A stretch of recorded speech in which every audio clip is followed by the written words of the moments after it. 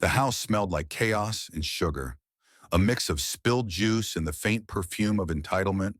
My parents, bless their hearts, had turned our living room into a toy store explosion for my adopted kids. And I was starting to wonder if love could suffocate you. I'm Sarah, 34, a single mom to Ethan, 8 and Mia, 10 two kids who've been through more foster homes than birthdays. When I adopted them 3 years ago, I swore I'd give them stability, not a circus. But my parents, Tom and Linda, had other plans. Every visit was Christmas on steroids action figures, dolls, bikes, even a mini electric car that Ethan crashed into the mailbox. They deserve to be spoiled, Mom would say, her eyes misty, as if love was measured in plastic. Dad just nodded, handing Mia another gadget she didn't need. I tried to set boundaries, but saying no to them was like telling a hurricane to calm down. Ethan and Mia soaked it up. Ethan, with his gap-toothed grin, would tear into packages like a puppy, his laughter filling the house.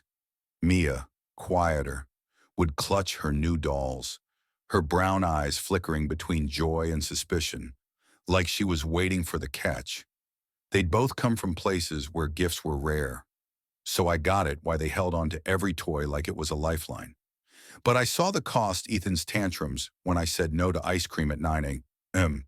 Mia's new habit of demanding instead of asking. My parents didn't see the monster they were feeding. They just saw happy kids. Then my brother, Jake, and his wife, Emily, showed up with their newborn, Lily. It was a Sunday, the kind where the air feels too still, like it's holding its breath. Jake had called a week earlier, his voice tight, saying they were coming to introduce Lily. I was thrilled my first niece, but the second they walked through the door, I felt the shift, like someone had flipped a switch on our family's fragile balance. Jake, 36, had always been the golden child, the one who got straight A's and never broke a plate. Emily, his high school sweetheart, was all sharp edges and sharper smiles, the kind of person who could make you feel small with a glance. Lily, a tiny bundle in Emily's arms, was perfect pink cheeks, soft coos, the kind of baby that made strangers stop and stare. But the moment they stepped into the living room, Emily's eyes locked onto the pile of toys. "Wow," she said, her voice dripping with something I couldn't quite name. "Looks like Santa's workshop." Mom and Dad rushed over, cooing at Lily, but their enthusiasm felt off. They'd spent the morning wrestling with Ethan over a new drone and convincing Mia she didn't need another tablet. Now, they were all smiles for Lily, but I saw the flicker in Mom's eyes, guilt, maybe, or exhaustion. Jake stood stiffly, his jaw tight, like he was waiting for something to break. The tension built over lunch. Ethan, oblivious, was zooming a toy plane across the table, nearly knocking over Emily's water. Mia was sulking because I'd taken her phone away after she ignored me for the third time. Emily kept glancing at the kids, then at Lily. Her lips pursed. Jake finally spoke up, his voice low but sharp. "So, Sarah, you ever think about teaching them to share? Or is this just a free-for-all now?" I froze, fork halfway to my mouth. "What's that supposed to mean?" He gestured at the living room, where toys spilled across the floor like a landslide. Mom and Dad are spending a fortune on them.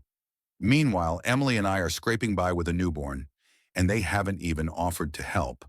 Emily jumped in, her voice like a blade. "It's not about the money, it's the principle. Lily's their grandkid too, but it's like she doesn't exist." The room went quiet, except for Ethan's plane buzzing in the background. Mom's face crumpled, and Dad looked like he wanted to disappear into his mashed potatoes. I felt my chest tighten. I'd spent years defending my choice to adopt, proving Ethan and Mia were just as much family as anyone else.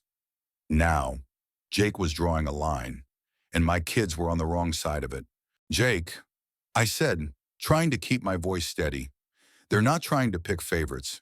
They're just excited. Ethan and Mia don't have anyone else." "Excited," Emily snapped, cradling Lily closer. "They're turning your kids into brats. And what about us? We're family too." Mia's head shot up, her eyes wide. She was old enough to understand the sting in Emily's words. Ethan, thankfully, was too busy with his plane to notice. I wanted to scream, to tell Emily she didn't get to judge my kids. But I saw Mom's hands trembling as she reached for her glass. This wasn't just about toys or money, it was about love, and who got to claim it. The rest of the day was a tightrope walk. Mom and Dad tried to play peacemaker, gushing over Lily while sneaking more gifts to Ethan and Mia, like they could balance the scales. Jake and Emily grew colder, their comments sharper. Maybe if you disciplined them, Emily muttered when Ethan knocked over a lamp. I bit my tongue, but inside, I was boiling. My kids weren't perfect, but they were mine, and they were trying to navigate a world that hadn't always been kind. That night, after Jake and Emily left, I found Mia crying in her room. She was clutching a doll, her face buried in its plastic hair. Do they hate us, she whispered, because we're not real grandkids. My heart shattered. I knelt beside her, pulling her close. You are real. You're my everything, and Grandma and Grandpa love you. They're just figuring things out. But I wasn't so sure. The next morning, I confronted Mom and Dad. You're making this worse, I said, my voice shaking.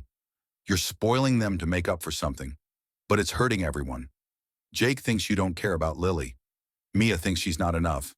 You have to stop. Mom's eyes filled with tears. We just wanted to make them happy, she said. After everything they've been through.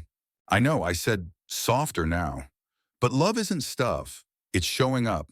It's being fair. Dad nodded, his face heavy. We didn't mean to cause a rift. We'll do better. The next week was a test. Mom and Dad came over, but instead of gifts, they brought board games and a promise to spend time with all three kids, Ethan, Mia, and Lily. Jake and Emily were skeptical, but they showed up, Lily in tow.